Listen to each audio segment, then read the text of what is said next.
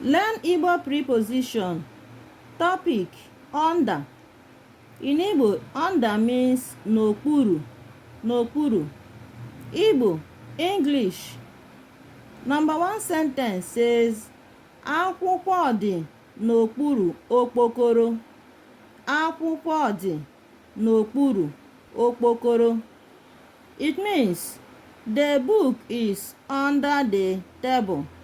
Remember, table in Igbo means okpokoro. Another sentence says, bọọlụ ahụ dị n'okpuru ụgbọala. Bọọlụ ahụ dị n'okpuru ụgbọala. It means that ball is under the car. Ọ dị n'okpuru ụgbọala. Ọ dị n'okpuru ụgbọala, meaning it is under the car. Ha nọ n'okpuru osisi.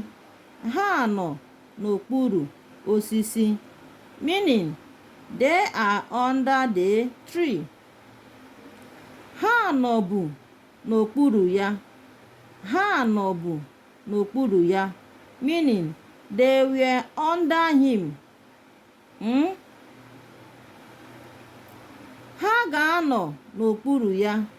Ha ga-anọ n'okpuru ya, meaning they will be under him or her. Remember, ya is a third person pronoun that represents him or her. Like and share our videos. Bye.